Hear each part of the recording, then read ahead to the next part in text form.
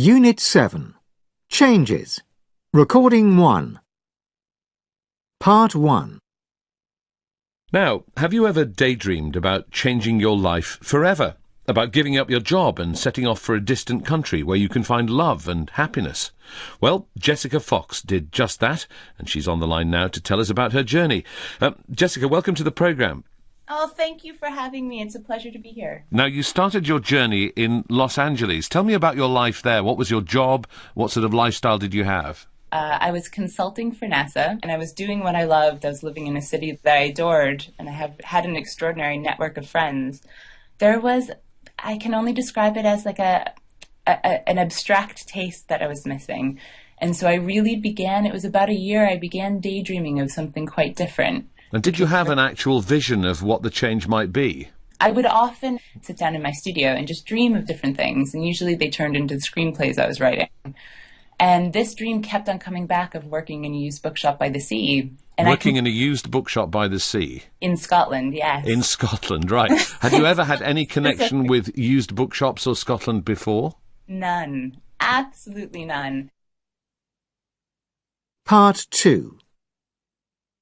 And so did you set about doing something to realise the dream? Yeah, and it happened quite quickly, actually. I typed in used bookshop, Scotland into Google, and Wigtown came up. Scotland's national book town of, I think it was about 16 bookshops. And I thought, oh my gosh, one of them hopefully would take me in for kind of a live-work exchange while I was on holiday. And I could realise this dream of... So did you just send an email to these bookshops and ask them to take you in? I sent one email to the first bookshop on the list, which was The Bookshop, and it was the largest used bookshop in Scotland. And within a couple of emails, this sort of extraordinary, generous bookshop owner said, yeah, I host a lot of other artists. Come on over for the festival. And so you came over I did. And you stayed at the bookshop. What sort of a bookshop was it? What sort of impression did it make on you when you first arrived? I would describe it as if Harry Potter had a bookshop, this would be it. And what about the bookshop owner? Did you get on with him? I did. I was here for a specific reason. I really wanted to get away from things I wanted to write. So when I first met the bookshop owner, it was a friendly relationship I had with him. I didn't get to know him very much until towards the end of my stay. Part 3. Your month ended and you went back to LA. Did you find yourself missing the shop and missing the owner? Yeah, I loved the shop. I loved the town itself and the people there. And it took me a while to admit it was actually most of all the bookshop owner that I was missing. And how did you find out that he was missing you too? We would correspond over email and Skype, and I'd get lovely packages from him with things I missed about Wigtown. And Such as, this is terrible, such as the biscuits, the digestive biscuits that I absolutely adore, and a lot of the sweets and movies. I fell in love with Scottish films. So your relationship deepened. Did you think, well, maybe I'm falling in love with this man? Yeah, and I think the reason why it took so long for me to admit was it meant a radical life shift. And luckily, my job shifted at NASA, so suddenly I had this freedom of being able to be anywhere in the world that I wanted. And I just thought, well, why let all my characters in my movies have all the fun? I wanted to jump in and try this. This was a true challenge and adventure. So tell me about your life now, living above the bookshop in Scotland. Well, right now there's a heater underneath my legs. It is absolutely freezing. There's ice crawling up the windows, but it is very cozy. And the snow's just hit here. It's beautiful outside. And Wigtown remains, 4 years on, remains as charming as when I first came. How's it going with the bookshop owner? Wonderful. You couldn't find a more beautiful place, and you couldn't find more excellent people. And, the love of my life's here, so. Jessica, it's been wonderful to speak to you. Thank you so much for having me.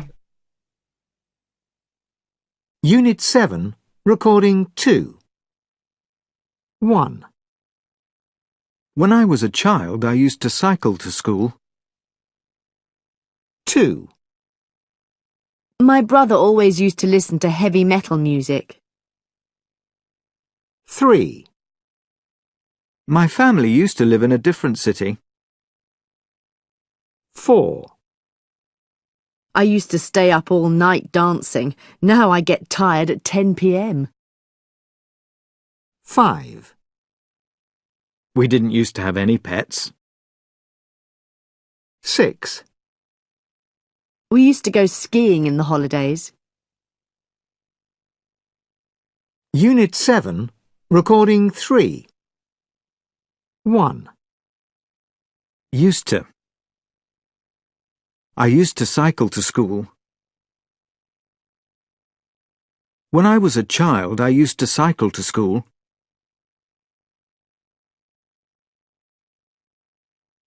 2. Used to. Used to listen.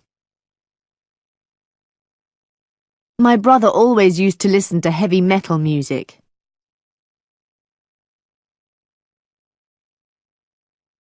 3. Used to. Used to live. My family used to live in a different city.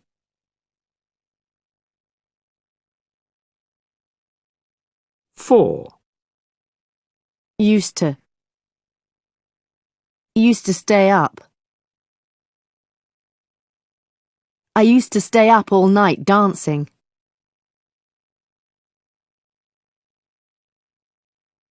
5. Didn't used to.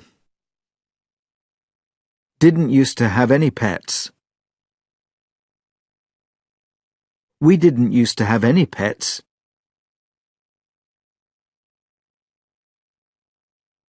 6. Used to. Used to go skiing. We used to go skiing in the holidays.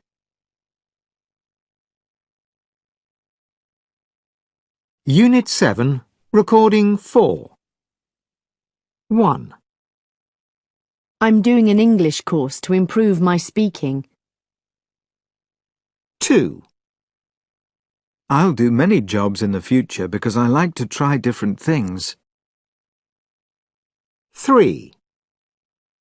I'd like to become famous, so I'm going to study acting. 4. You need to communicate well to become successful in my job. 5.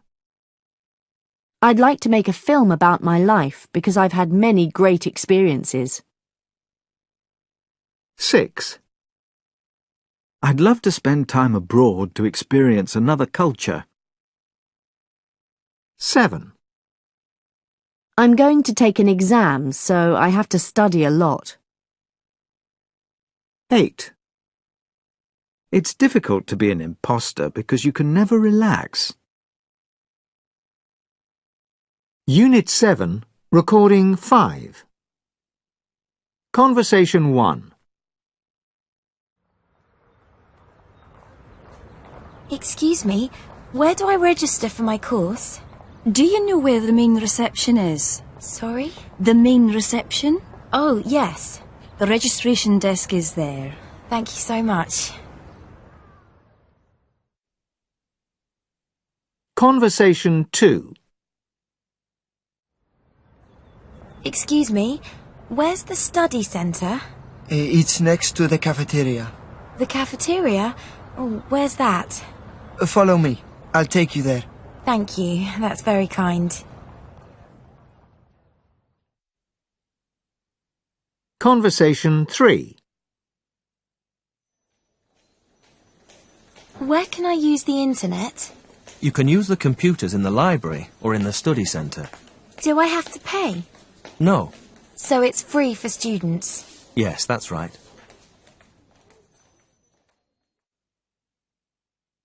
Conversation 4. Excuse me, what time is the library open? It's open every day from 9 a.m. until 6 p.m. Did you say every day? Yes, that's right. Every day from 9 in the morning until 6 in the evening. Thank you. Conversation 5. Could you help me? Where can I get a new student card? I've lost mine.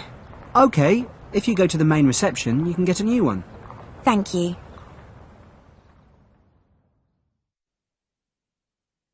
Conversation 6.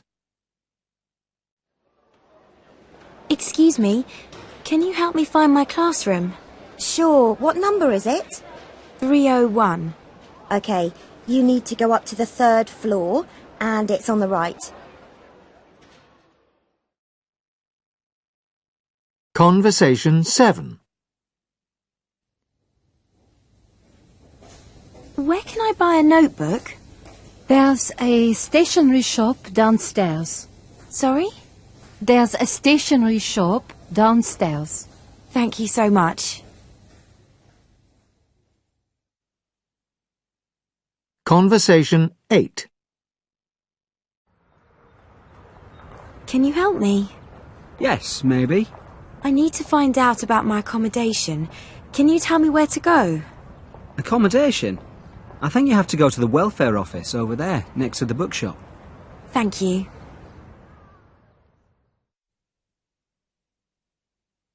Unit 7, Recording 6. 1. Do you know where the main reception is? Sorry? 2. It's next to the cafeteria. The cafeteria? Oh, where's that? 3. Do I have to pay? No.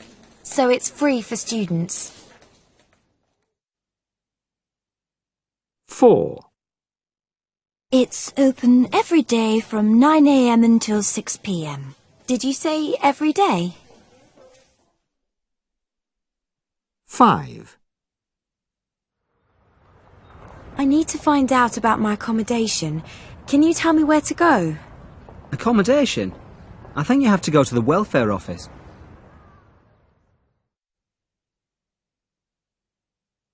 Unit 7, Recording 7. 1. Do you know where the main reception is? Sorry? 2. It's next to the cafeteria. The cafeteria?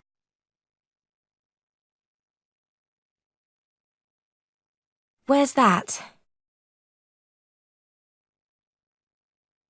3. Do I have to pay? No. So it's free for students. 4. It's open every day from 9 a.m. until 6 p.m. Did you say every day?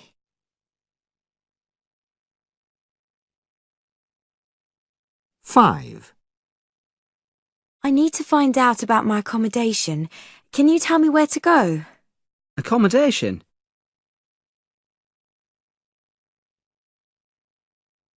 I think you have to go to the welfare office. Unit 7, Recording 8. Well, when I first arrived in the USA, it was a very interesting time for me. The biggest problem was that I couldn't really speak the language very well. I learned English at school and at university in Poland, but it's very different when you are living in the country and you need to speak it all the time.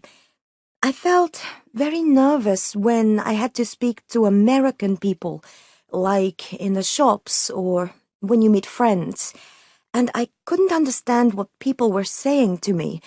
It was terrible. I used to stay at home and watch loads of television to try and understand what people were saying. Luckily, I made friends very quickly with some American girls, so we used to go out together, and that really helped me. After a few months, my English was much better. I felt more confident, and now I talk to people all the time, but it was hard at the beginning.